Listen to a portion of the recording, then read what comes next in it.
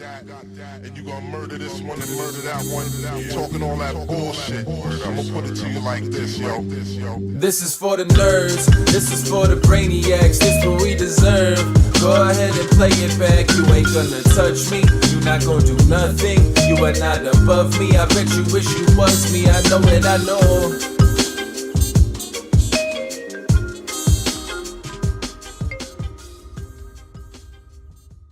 What is poppin', everybody? And welcome back to another special episode of the Only Friends podcast. Oh no. He's glitching. He's glitching out. Oh no. He's short circuiting. Special episode Your shot looks different. with my only Friend. friends. It looks a little brighter. Which includes, but is not limited to. What's poppin', Jesse? Jesse. What it do, baby? What's popping, Conrad? Hey, shit. That was a fantastic intro, man. I worked it out. Oh, you know? that was your best one yet, I think. I worked it out, Yeah. man. That was a real thing about struggle. live content is that there's beauty in the mistakes. Of You know, course, it's of how you course. land it. You landed it like a champion. That's what's important. You got to keep it popping. We have Yeah. to let everyone You know can't that we're just stop. human every once in a while. I hope the audience forgives us equally as much as Jesse just did, because I'm pretty sure they don't even wait 30 minutes for timestamps anymore. Can I make a bold prediction about that? Yeah. They won't. Yeah, that's They will That's not. fair. Where the fuck are the timestamps? what changed in your shot? Yeah, he looks a little brighter. I right? like it. Yeah. Yeah. Looks good. Grappo was fucking with cameras before the production. You tweak some shit? I did have. He's using my camera now because his camera just decided to stop working before we started. So. Well, your that's camera, right. obviously, Guapo had the good camera. Because I'm so vain. I'm so vain. That's me. I'm just saying, like, obviously. Yeah, of course. You We had already the good knew this. camera. I'm surprised you even have your camera over there. What do you mean? I'm surprised it's not on Guapo. Oh, look. He got my tag. Guapo went in multiple angles, you know. Right. Of course. He's like, well, I gave him my old camera because I now have 3. Well, I can afford 3 now. Yep. Because? Because he's fucking absolutely fucking crushed me in fucking PLO. Oh, just shocker. nut over nut every single time. That's what she said. Pain. Absolute pain. Yep. Last hand, Jesse just fucking cools me off too. My God. Can't believe this Is shit. it really I got a cooler? unstuck, baby. Is it really a I'm not cooler sure if when it was you a play fair. bad? I'm not sure if it was a fair game. I mean, I was just watching. I didn't want to get involved because it looked a little sketchy. Wait, what made you think it wasn't a fair game? It was like Was it when like Conrad had goes fucking pot. quads, Yeah, quads Conrad and I goes- had the same card? Yeah, Conrad goes pot. Jesse goes call. He goes quad threes. He says, I have a 3 in my hand. We were playing with 2 decks, so like, You think? me and Guapo were playing with 2 decks, so like sometimes we You scooped weren't up playing cards. with a full deck, let me tell you. No, we were to start, but sometimes we scooped up cards. And you know, when it comes down to it, who gives a fuck as long as nobody knows? Hold on, it gets better because the turn in this hand was the same 10 of spades. That was already I on the forgot board. about that. And we're like, let's just Conrad's got a set, so he goes, let's just keep playing this hand. And then he makes quads while I still have one of the cards for his quads. Right. It And I was like, all right, give me my money. You won that one. You got that argument there. I was like, does it matter if nobody knows? Because nobody knew. You so who used cares? 2 of the Yeah, we same did color. not know. What do you mean if nobody knows? That doesn't make it. What, if nobody knows how many cards are in the deck? Yeah. We're all at the same disadvantage, you Yeah, said. who cares? Well, sure, but what are you gonna do when someone has 5 of a kind? Well, then it's a better fucking hand than 4 of a kind. What do Right. you You're want? How else are you supposed to beat a Royal, Burke? Obviously. Jeez. Beats Sounds like Royals. Jesse lost then.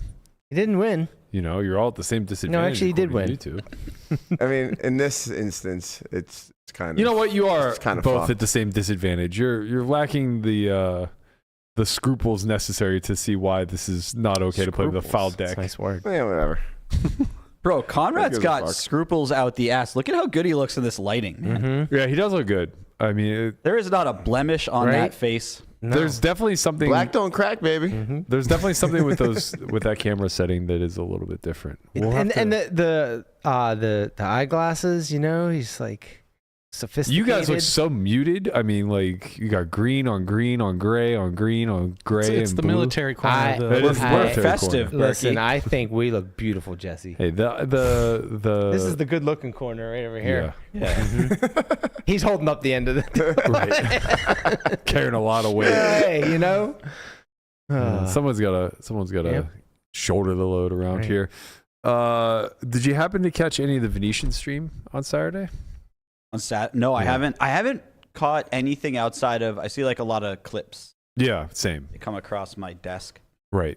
I mean, you get all you need to know there. Mhm. Yeah, well, I missed whatever happened on Saturday. Maybe I didn't. Nah, definitely. It's definitely in one of your 146 open tabs on your web browser. Hold on, I might have actually caught. It's that was an old number. We're up to 180. 184. You guys so- have no idea. Nobody has more open tabs on their web browser than fucking Jesse Sylvia. How did Bro, your when I was computer still running work? when I was running classes, they would literally stop me from talking so that they could bet on how many browsers I would have open. That's remarkable. It's And fucking then, amazing. And then Ashley has no browsers open or no tabs open Yeah. except for the one she's working on. And I was like, which is worse? To be honest, because Sounds like somebody has focus and somebody's Jesse. I don't know, man. After I found out she has one tab, I slept with one eye open. I'm actually a bit impressed. much. I'm impressed that you can get through a conversation on the podcast without like just veering off into some shiny object. Well, the shiny object is you, Berkey. Right. and what you're saying. That makes sense. I bring up the Venetian stream because yesterday's show we were talking about the stream and Squid Game, and Conrad kind of mentioned this new version, not just the new version, but like all versions of Squid kind of lead down a bit of a convoluted path with the commentary and providing information for the audience. Basically, an entire different format is being displayed, oftentimes from what the commentary is covering. And he was just remarking like what a bad experience it is, both for the players and the audience alike, because the audience doesn't really know what's going on and are kind of getting misled because they're just thinking they're watching real poker, and sometimes the commentators are It'd be like commentating on short deck if you knew nothing about short deck. right. Yeah. Yeah. Yeah. Why is the flush beating us? And I mentioned that like when you went into the WPT stream, we knew ahead of time that was going to be 3 days straight of Squid, but it was very clear nobody briefed you on what was going on. No, I was on the fly figuring out. I don't know if anyone knew exactly what the I knew a week ahead of time. stipulations would be. Well, no, I mean, if anybody who was coordinating with me actually knew the stipulations, Yeah. it felt like Seems like a miss. There's a poker game going on. Jesse, get in the box. I feel like I had a lot of airtime, right? Like not dead. I don't want to say dead airtime, but like I had a lot of space to fill. So having to figure out what was going on was actually kind of nice. It Yeah. was like this little challenge for the first couple hours, and Well, I thought that it's you like a did. game of Clue. I thought you were put in a really tough spot and did a pretty good job with it, in the sense that you had some things working in your favor. Like, me very well, and I was winning a lot out of the gate. So it's easy to kind of just like latch on to whatever I'm doing and try to figure it out in real time alongside the audience. But you also had a lot of things working against you. Like, it was obvious the lack of graphics and the lack of communication between production and the booth made it impossible for you. I think it was like still day 3 and you weren't fully getting the like bonuses correct whenever it came down to the rules and stuff. At that point, I only have myself to blame. Yeah, kind of, but it's like all you're doing is observing. You don't really know how or why the money is getting passed to where it's getting passed, and it's kind of a convoluted system. It's like, well, when it's 8-handed, you have to win 5 squids to scoop, and when it's 7-handed, you can win 4. You know what I mean? Like, it's not abundantly clear like where it changes. And also, like, there's the caveat of even some of the players in the game didn't even get this one, but like when you scoop the majority of the squids, so if you're playing 8-handed, it's 5. When you win the 5, you scoop all of the squid tokens, right? The payouts. So it's, if you're playing 8-handed, you're playing 10 tokens. So you get the full payout for the 10 tokens per loser. But you continue to play out the remaining hands so that people can save themselves from paying. So that's not obvious to anyone in the booth. And it's certainly not going to be obvious to the people at home. Oh, yeah. Right? So, Yeah. like, there's going to be a lot of instances. I think there were a couple of instances where, like, myself or Marchington won all 5, but we continued to play on.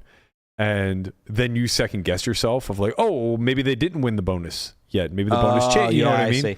That's funny because I feel like I knew that rule at some point, and since it was the last day, I should have. If I knew it at some point, it should have been. I'm not saying that happened on the last day. I'm just saying, like, at times.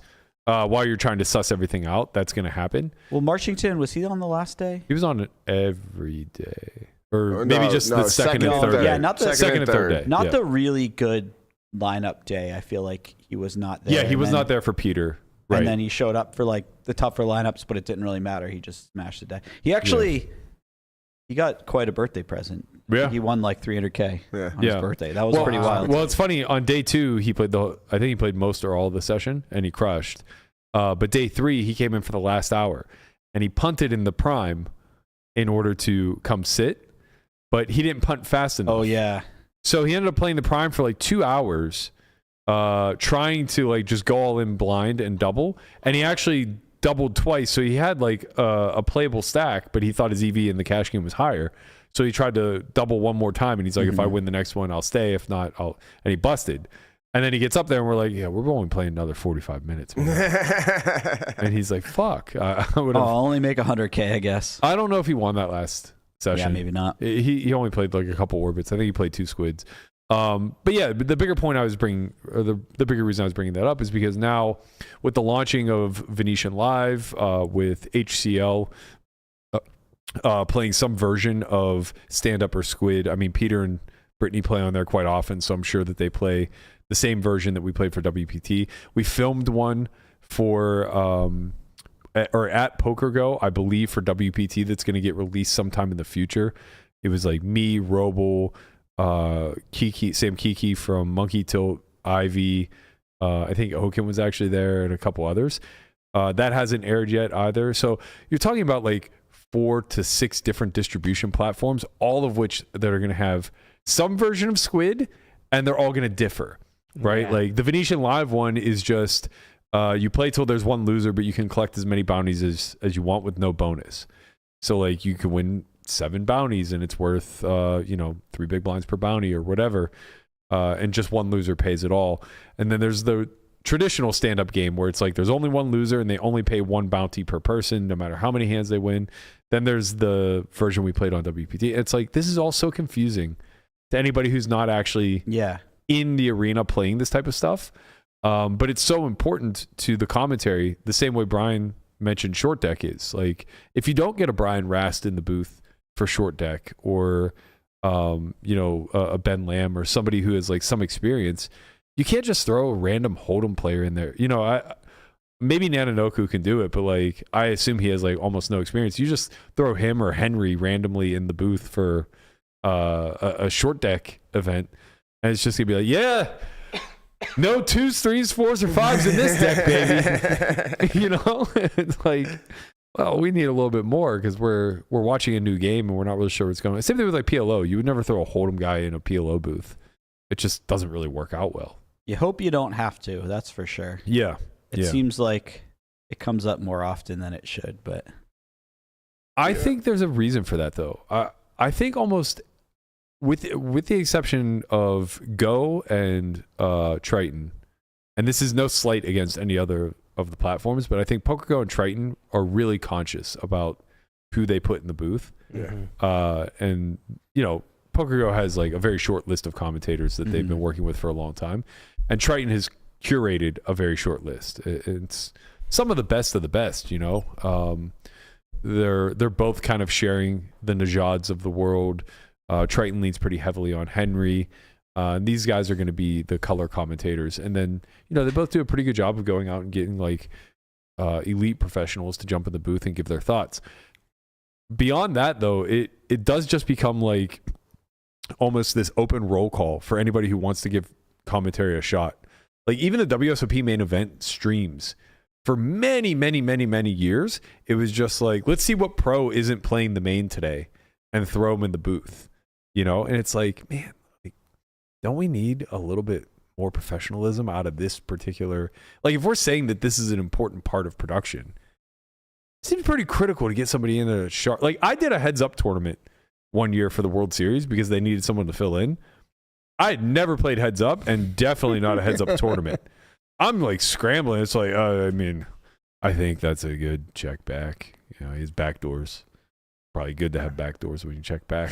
Funny enough, I actually jumped in the booth with TJ Reed and Borgata for the heads up final. See, they'll take anyone. Anyone. It was Literally pulling people off the street. Wait, is that still that 1600 heads up? I think it was less than 1,600, but yeah, it was 1,000, I think. Okay. They used to, during the WPT, they would have a 1600. Yeah, You remember yeah, this? I remember this. That was my favorite tournament of the year. Yeah. I mean, obviously, like your main event or whatever, but for this little obscure prelim was just such a sweet.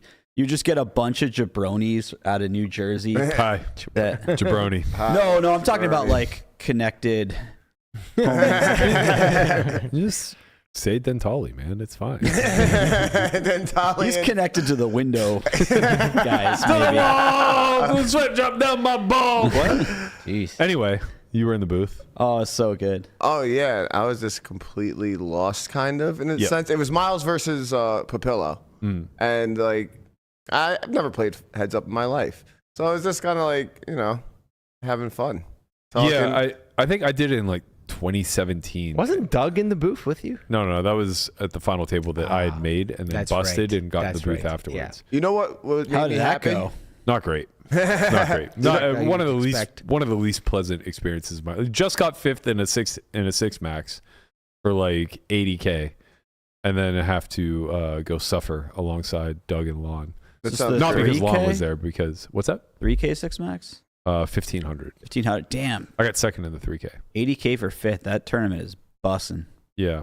Well, it was the same. Popping. Oh no! It wasn't the same. I was thinking it was 2013. That's not true. It was 2017. But yes, it was still 1500. Mm-hmm.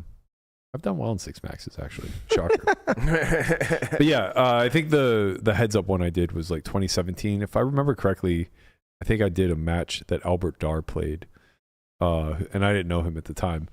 But I mean, knowing what I know about heads up now, you throw a ring player in there that has absolutely zero experience with heads up, has never looked at ranges or anything along those lines, and he is going to have very little to say that is important. But more importantly, he's going to sound really, really stupid to people who do play heads up.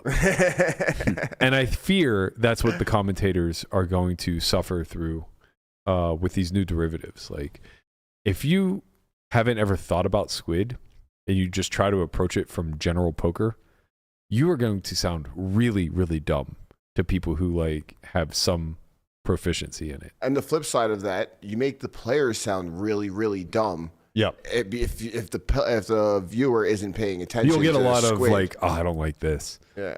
It's You like, know, I feel like the audience is none the wiser to a lot because they don't understand what's going on either. Not that it's a good thing, obviously. It's a bad thing. You want to educate them so then they maybe expand the game out into. I imagine it matters how closely they're paying attention. Yeah. But I think to Conrad's point, what happens is some videos will go viral, and people just like will only see or hear the details, and they won't understand. Like even this hand versus Iwas that I played.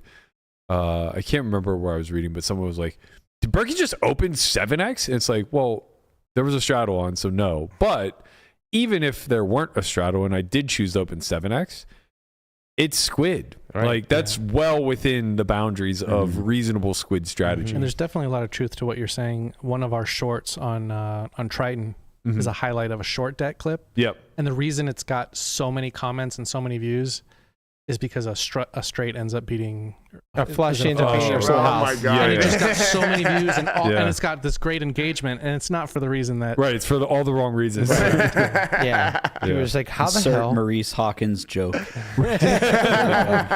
Yeah. Man. Great Anyway, timing for that one. This is all to say, this is all leading in to say, Venetian Poker Room, Conrad is your man. Right. Jesse's no, for hire. but you're Conrad's in. my ACR if you need to pay another guy to Here's the camera.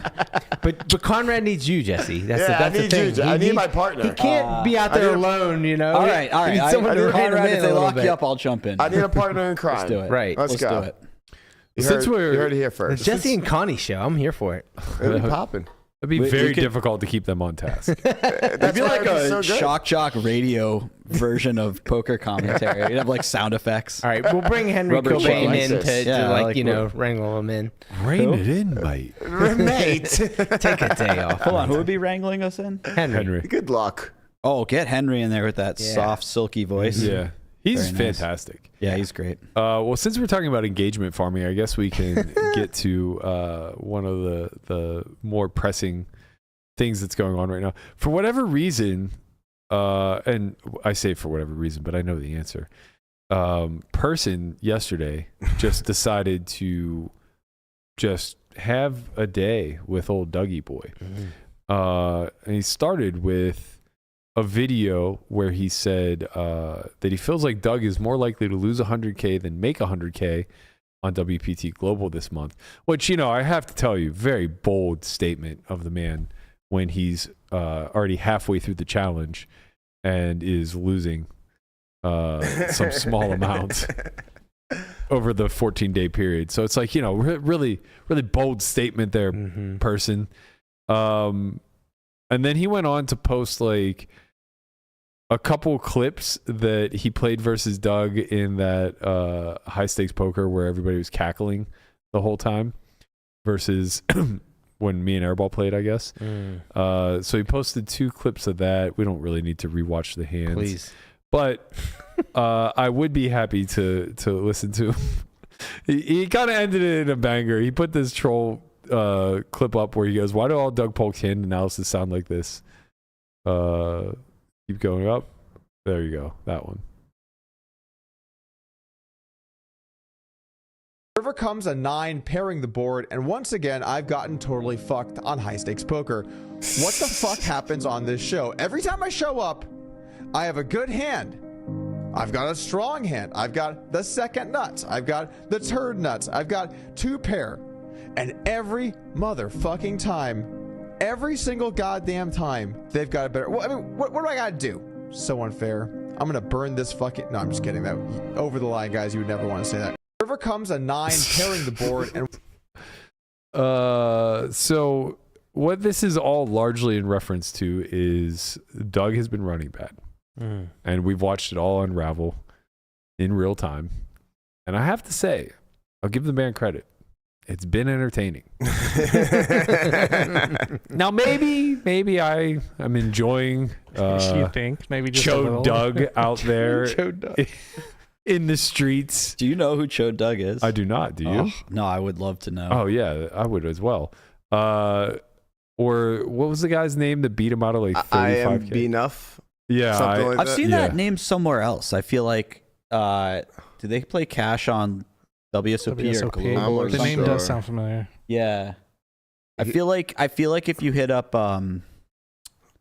Freestyler, Jeremiah. yeah, he might know because I maybe it came up on his stream or something. Well, but Doug that name challenged seems really him. familiar. Doug challenged him to a live heads-up match at the lodge, so we'll see if he decides Might that he's a big enough get to spot see to the take him up face. on it. Yeah. Here we go. I'm going snowboarding with Kier later today after the show. I'm flying up to Tahoe, and I would be curious if he like low key just snuck a random name in there and has been battling Doug at 1020. Oh, that'd be Oh, great. yeah. He might Would be be. Cho Doug. He could be. He's got the creativity. Yes. Hey, I was gonna that say, is definitely that's a fucking right up Kier Kier's name. alley. Yeah, for Kier sure. might- Time out. That's a Kier name 150%. I just realized that Kier might be like minus 150 to be. For sure. For sure. His previous GG names were I Love Berkey's Cock. There we go. All right, yes. Bro. That one only lasted a couple hours. How has Kier been in poker for like, well, maybe he's been in poker for longer than this, but like I've known him in poker for like a year and a half or 2, and he's already a legend. Yeah, Yeah. real He's the best. eclectic individual. He's the one. fucking best. What was his other name? I feel like you had a second one there were a coming. couple, yeah, I don't remember it off the top of my head. There were a few. It wasn't as memorable as a It's dedication tough. to your, Yeah, I mean, you hit it out of the park on the first one. You know, it's tough to remember the others. your jocular memorabilia. But yeah, so things have not gone well since, you know, crazy enough, I think Doug is pretty weak at full ring, maybe better at 6 max, but obviously a legend at heads up. And it's been the exact opposite in this challenge. He is getting completely mopped at heads up, but doing really well in ring. However, he got the rake lowered in heads up pretty much exclusively. So they're only paying $3 rake now, and it seems as though he's in those streets. And it's not going well, Jesse. I got to tell you. It's not going well so far. So far. There was a day, I guess it was Sunday, maybe? I think it was Sunday. Or Saturday, where he lost like 37,000. Which is hard when you're one tabling, man. Yeah. It is only 9 buy-ins, though, right? What are pretty the bad. stakes? Yeah, 9 200 big blind buy-ins. Or, sorry, 100, 200. 10, 20. 1020. 37,000 to 1020 is a lot.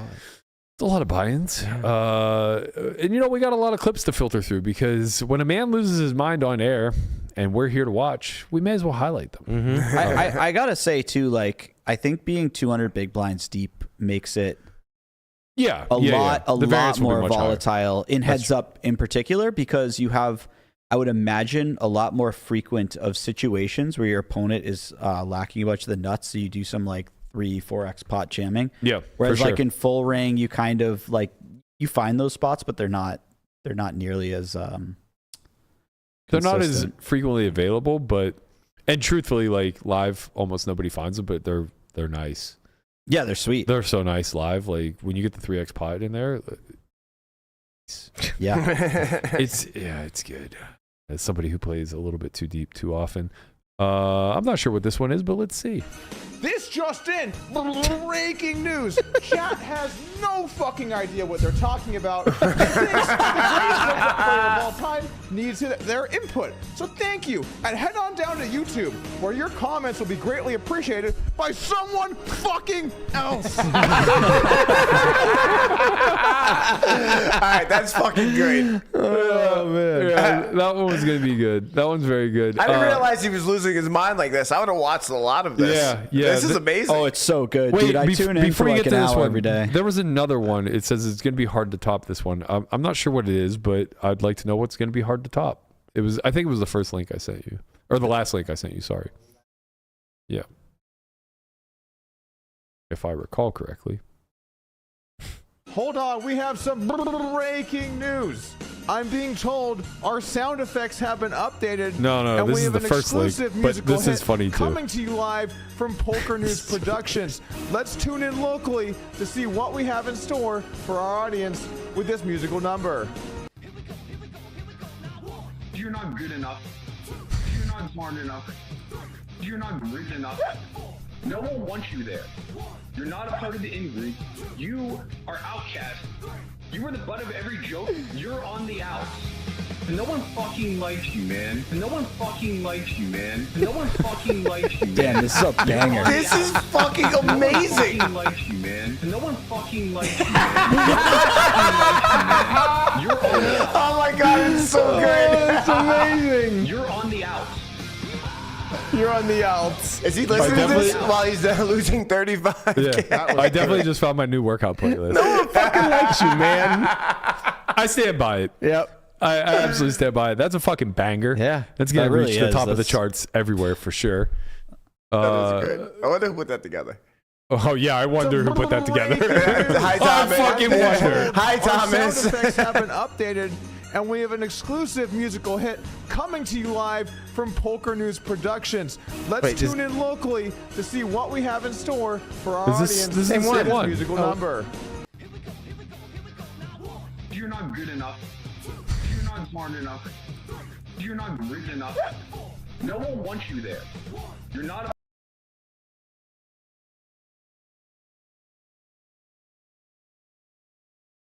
I don't know what I did. It doesn't matter. It doesn't matter. It doesn't matter. That's fucking hilarious. So over the last few days, catching up on the actual results, it looks like there's a few updates. So this one was from 2 days ago, I think. It says, "I'm so happy I decided to stream every day for a month."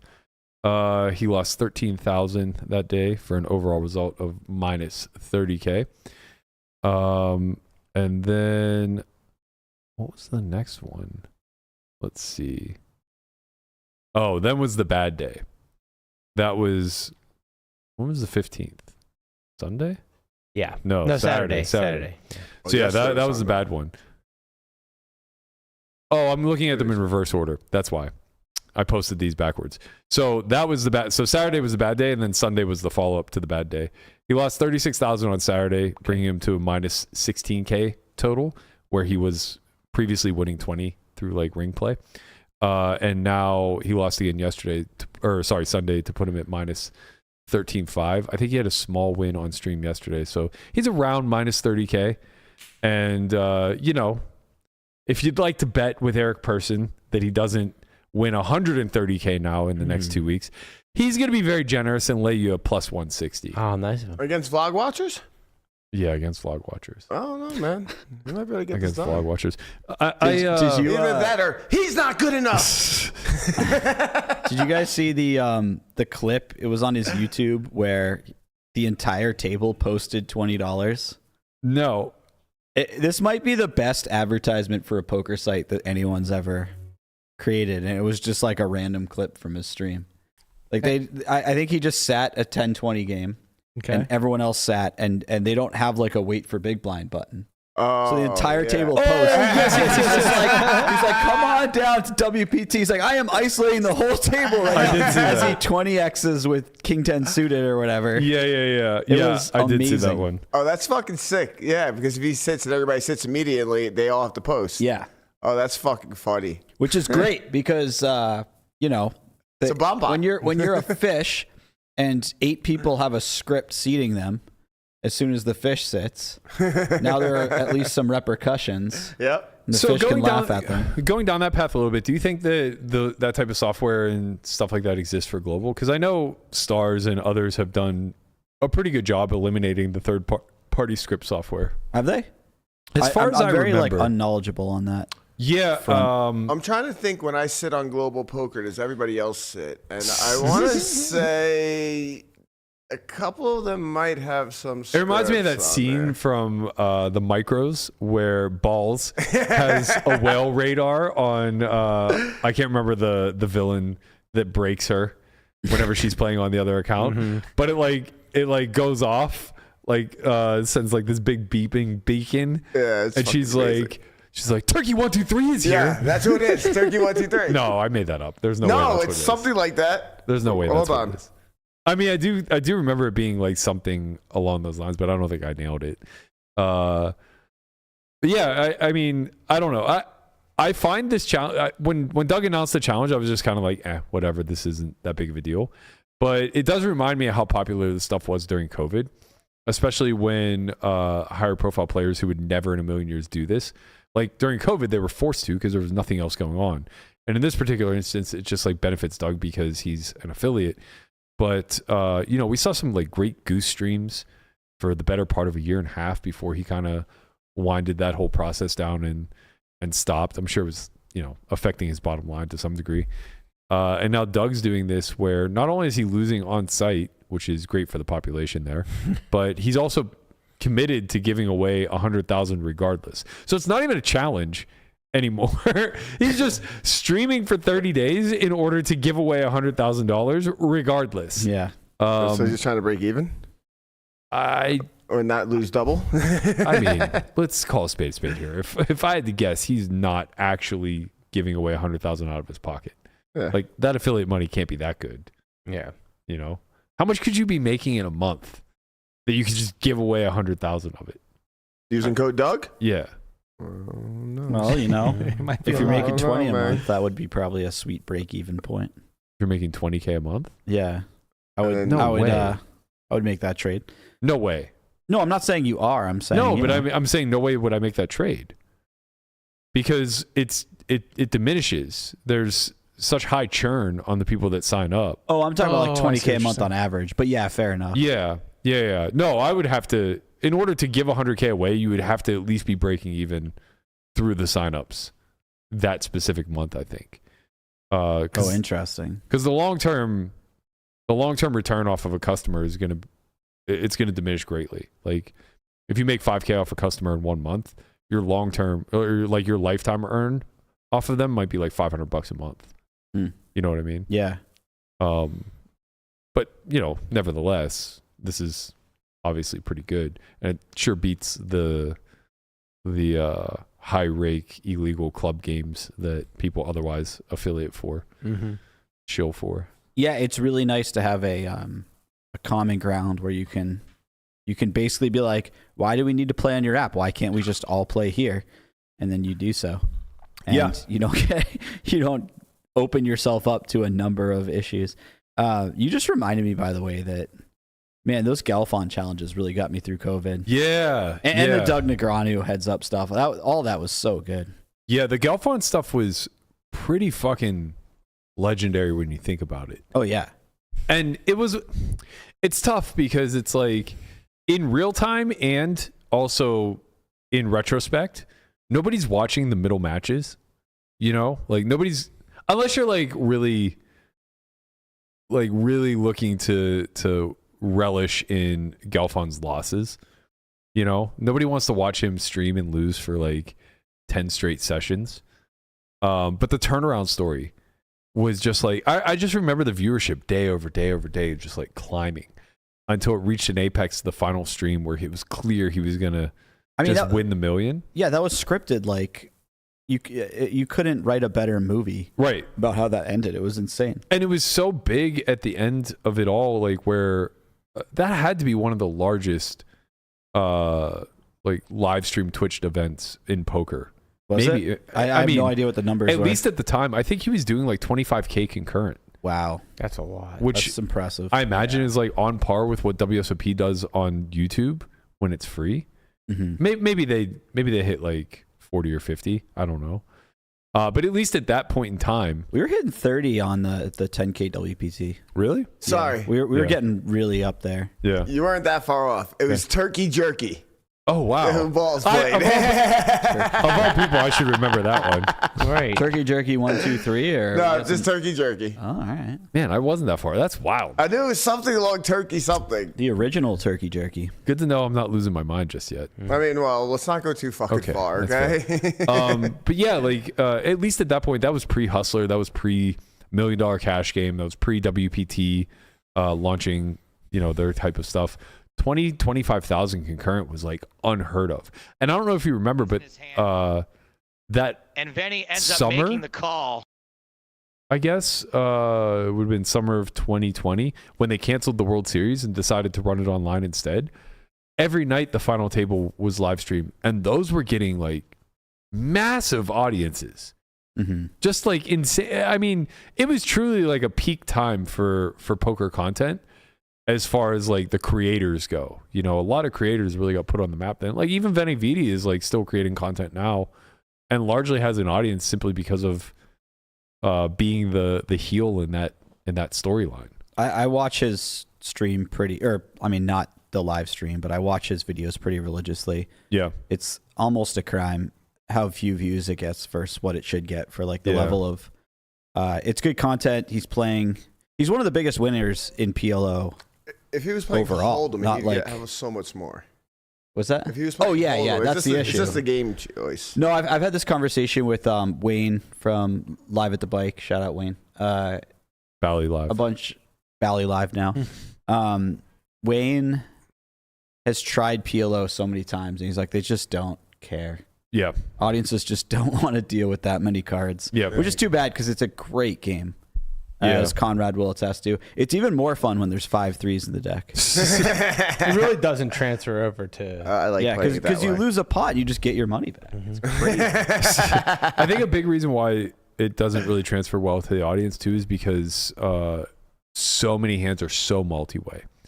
And I think that even in Hold'em, nobody wants to watch bomb pots like what is it? Is it the anti-game or whatever that they play on HCL in the middle of the week, where it's like $5 $100 ante. Yeah, the blinds are basically insignificant.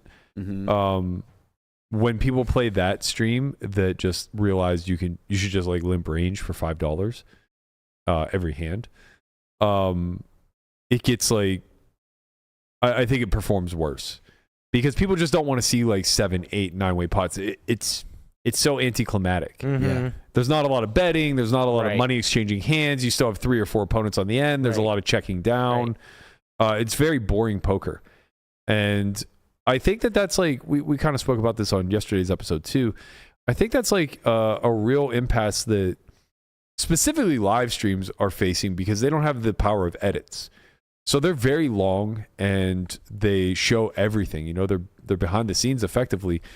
And it's just like, you don't really want to put on all robot super pros necessarily because you feel like you're going to lose a connection to the audience because they're just trying to win. They're playing strategies or very strategically. They're not really trying to be characters or tell stories or even really gamble, which some element of those three things needs to be infused into the game, I think, to some capacity. But along the same lines, you don't just want like 9 people throwing shit at each other either, where you have something like, I don't want to go so far as to say like the creator game, but like, you know, something like that where it doesn't even look like poker anymore. I don't know. I by the way, for the first section of what you just said, I thought that was really well put. But I do recall watching some Hustler PLO games where they were essentially flinging poo at each other. They were basically flipping. Yeah, they were was like not 50K doing a lot flips of every hand. high level strategy. That was when like, the professor became somebody with the "that's me." Bro, he played lights out. Yeah. D-Gen poker. Yeah, Holy yeah. shit. He's just really in there funny. with like the Jack 4 rainbow. Yeah. Or Badoogie. Just somehow making a set and winning a 5-way pot off. That's me. That was the beginning of Airball's PLO transition, right? Where he just started playing. I think the heads up match loss was the beginning of his transition. True. I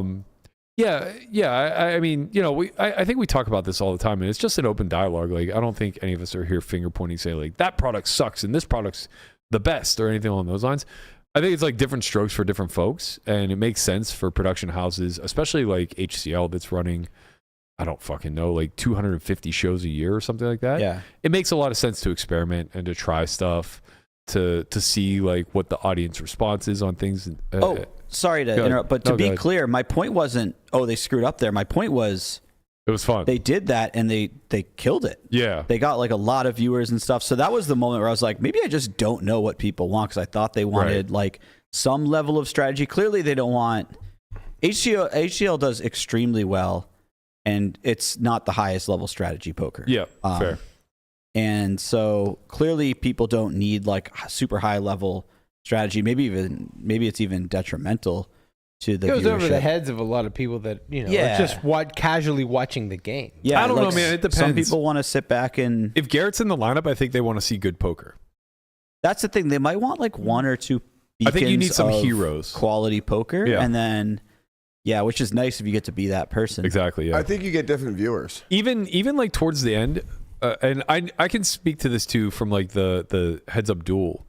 So like even towards the end, I don't know if you recall, but like a lot of people were complaining that Garrett never really met his equal, that the lineups were too soft, and that he was like filleting the fish way too fast.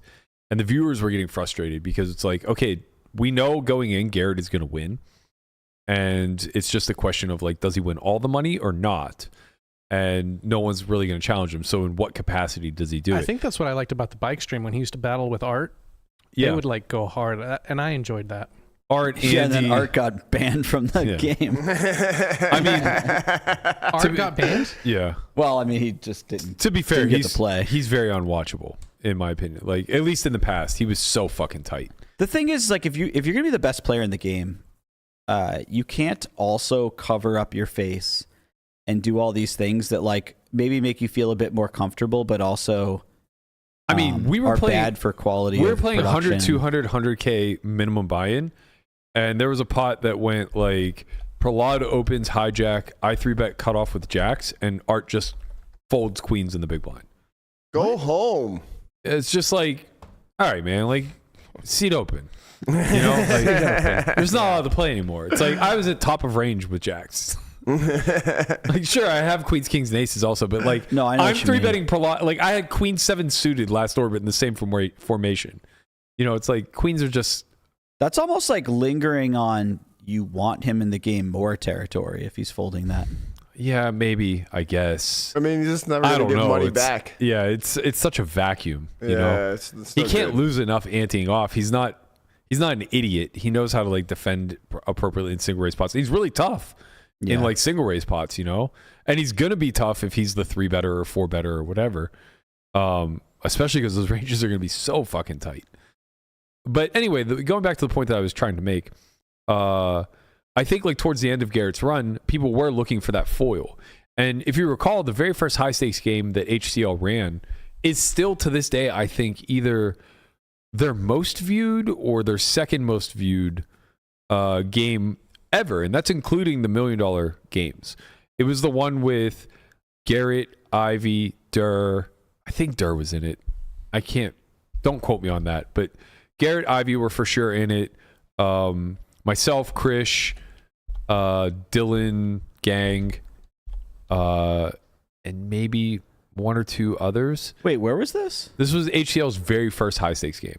It was a 200-400 game. Oh, I thought you said first $1 million game. No. Oh, Way before. But I was saying it did better numbers than even the $1 million game, if I remember correctly. Mm-hmm. That may have changed since then. But the point I'm getting at is like, by my standards, this lineup was very soft, right? Like, I just didn't get the same lineups that Garrett was getting when he was able to kind of build his own game. So to me, this game was like very soft, but both through just distribution as a whole and the players that were in the game, he was challenged a lot over those 2 days. And I was wildly impressed with how well he played. I think he lost 200 over the 2 days, but he had every bad spot fucking imaginable. I mean, like, you know, like... I remember this game. Yeah, Ivy was there, right? Yeah. Barely. He was, like, checked out. Yeah, well... But, like, he was in and out. But, like... He was there more than there in the Squid game. That's exactly. But, yeah, I remember, like, Garrett... Like, yeah, Durr was there. Okay. I remember Garrett playing a 3-bet pot versus either Lucky or somebody else, maybe Krish, where he 3-bet ace-queen, and it came, like, queen 8 high, turn 10, and he's just up against jack 9. And he somehow found like a way to put money in up until the river and then just like get away to a single bet, which I was like impressed by. And it was like one of a dozen different scenarios where he managed not to lose the maximum. Yep. With like, you know, relative cooler spots. And for me, I remember him finally paying off Durr in a pot at one point. Yeah. And being like, wow, he finally found a bad call. Right. Yeah. Bad as in like, you know, he's incorrect in the moment. He's losing, not even necessarily theory incorrect. And I remember walking away from that with way more respect for Garrett's game than I did in sessions where it was like me, him, 7 fish, and he was the big winner or second big winner or whatever. Mm-hmm. Just, you know, in games like that, it's just like, yeah, whatever, you know. Generally, though, when I've had the fortunate luck to play with Garrett, the lineups aren't always great. He's like usually making concessions for a specific reason. The other time I had played with him was back when PokerGo used to do the super high roller bowl cash game.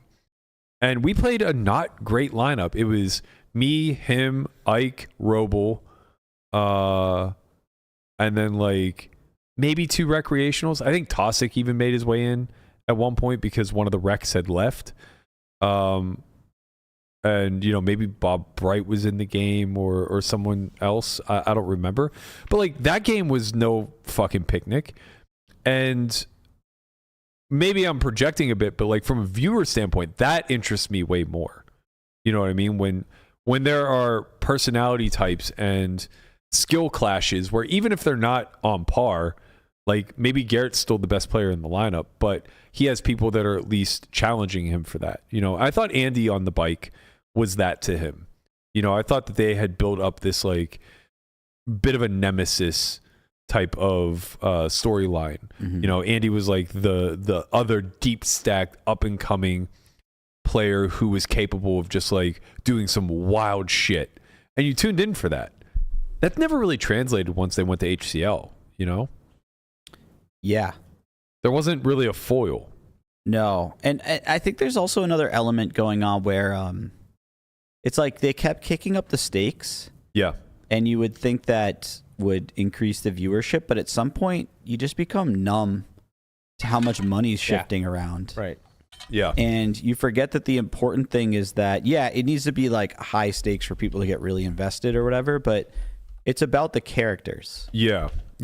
More so than like how big Like you can get 8 guys that we've never heard of from LA to go flip for like $2 million each, and it doesn't really do anything for anyone. Yeah, you need to build some sort of like core. unattainable money is unattainable money. It doesn't matter how many zeros are at the end of it. Correct. Yeah, Right. yeah. Right. That happened think to you me, see like that in the sweating million online dollar- poker Right. back in the day, Yeah. like the nosebleeds. Like, you know, we were watching like 100, 200, and it would be like Seaver and Pranny Raid or whatever. What was his name? He was on 2 months, 2 million. Whatever. Like they were like battling it out. I was like, wow, they're playing huge and this is sick, and they're making these crazy like call downs and stuff.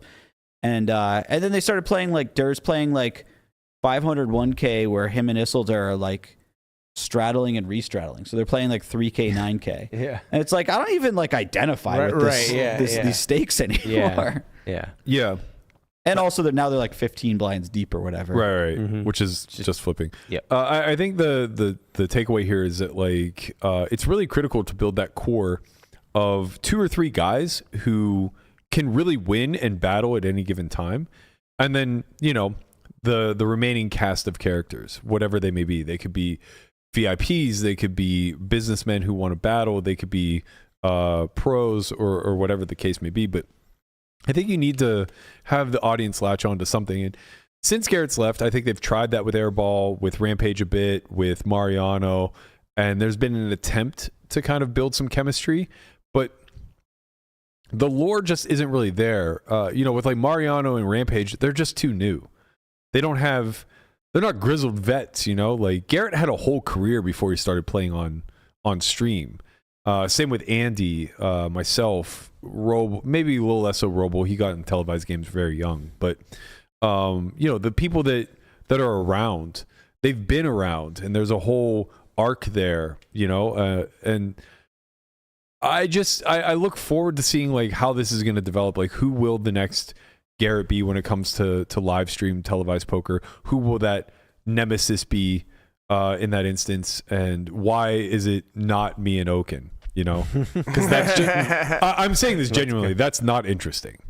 You know, it's surface level interesting in the sense that, like, sure, we'll just shit talk each other and we'll play some big pots, but it's not really interesting from a poker or skill standpoint. Like, we don't capture enough eyeballs. If there was a way that they could force you guys to have an ongoing conversation, like you have to, you don't get the pot if you don't say at least 20 words per hand or something. Yeah. It would be wildly entertaining because both of you are like fairly quiet, especially at the poker table. Me and Oaken? Yeah, like, Okay. well, I don't know. Oaken's like reasonably quiet, especially at the poker table.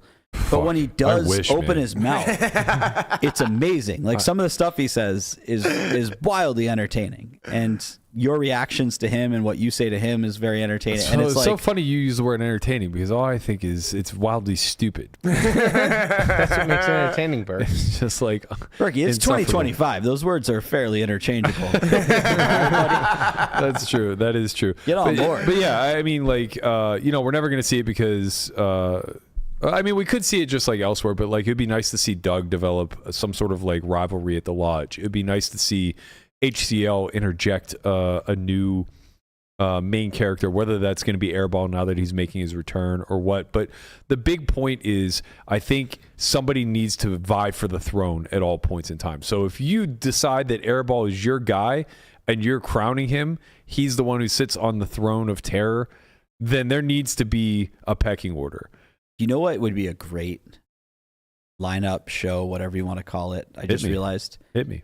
You and Doug would be a good battle, especially if they got you, like, forced you to talk somehow. Doug would talk a lot. You're quieter at the table, but if they could like create some stipulation where you have to, I mean, not that you won't clash back anyways, but you know what I'm saying.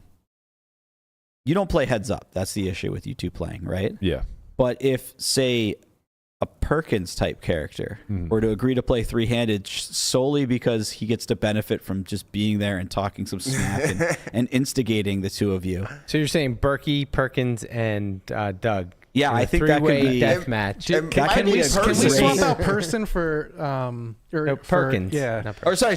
I meant person. I meant person. No, that, My fault, not that would be Perkins. much better. Okay, yeah. I hate Person. I hate to break it to the audience, but like, Persons isn't playing high stakes poker, especially televised, anytime soon. Yeah. Maybe not for years. Is he out? He's definitely out. He's definitely out. You might come back to shit talk the Doug and the Berk, man. I can assure you won't. Really? Yeah. And the other thing is, like, at some point we kind of have to move on. Like, look, I'm all for it. If new streams are cropping up and they want a character, like, I'm happy to jump in. Like, mainly just because it gets me more volume at like 100, 200, 200, 400 type of stuff. But there's a whole cast. There's just such a host of people who are in the private sector that aren't really in the public eye that are great TV. Like Andy, I guess nobody really knows him, but he's dentist Andy. He claims that he's a fucking dentist from Korea, and it's like, no, you're a professional poker player, but that's okay too. He's like wild and volatile and like gives a ton of action. Kier gives a ton of action. He makes for great TV. He does, yeah. Oscar Ng, who used to play on these streams that doesn't really play stream poker anymore. He's another guy who, like, you want him in games. He's a good player. He's going to win, but like he gives a ton of action. Andy from LA is another great example of this. Garrett was always a good action guy as far as I'm concerned. I think I give a lot of action. Airball is, he gives action. Like he's also just like a weak player, so like you want him in lineups.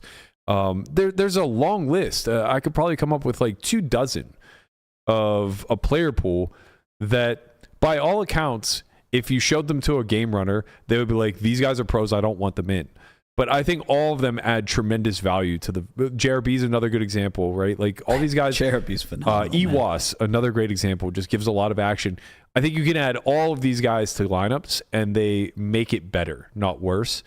The problem is just that, like, they're all kind of parsed out into different networks, and there isn't really a pooling of them in any one specific arena. So, whatever production house is able to get a hold of a couple of these guys and say, look, we want to make you a staple. We want to give you 50 streams each a year and have you guys just battle. And we're going to facilitate by filling the table with players that we think you're beating. That's a must say yes for anybody who plays professionally. Mm-hmm. It's a great exchange between the two parties. We just haven't really seen it yet. And I think that's Venetian has the opportunity to do that. I think that's what we're searching for, because when we mentioned the Veni Vidi versus Galfon, we mentioned the Doug versus Daniel, we mentioned a lot of these other streams, even Doug right now on Global paying 1020. What it is that you have a hero and then competent villains, not people who are just like handing money over hand over fist the way that Garrett was kind of benefiting at the tail end of HCL. Can I say something? Please. I don't want any of that. Okay. I want you, I want Doug, and I want Person 3-handed. Okay. That's the only thing you're going to watch. That's what I'll watch. All right, well, it's out there. I would be in for that too if that ever happened. On that note, though, we got to get out of here. I have to get to the gym and get to Tahoe. So thank you, Jesse, as always, for joining us. Appreciate you very much. That's going to do it for us. We're going to get out of here. We're off tomorrow, but we'll be back on Thursday. Sweating March Madness. Maybe we'll get a pool going between now and then. Have a little Only Friends pool that we can get in the mix. Kind of review a little bit on Thursday. We'll see. Bravo's going to pick all the 1 seats. Yeah, of course. Chalk. Chalk down the board, baby. Chalk down the board. This is correct, sir. Don't forget, if you haven't already, head to our Twitter page and take your shot at winning your way into the Irish Poker Open. They're giving away an Emerald Pass. All you have to do is tell us why you think you've got the luck of the Irish. What about you makes you Irish? I'm pretty sure it's rigged because I'm 12.5% Irish, and I'm just going to win it. Okay, that's fair. Yeah, it's rigged for me. All right, that's going to do it for us. I'll see you guys all Thursday. Peace. Later, squad. Peace.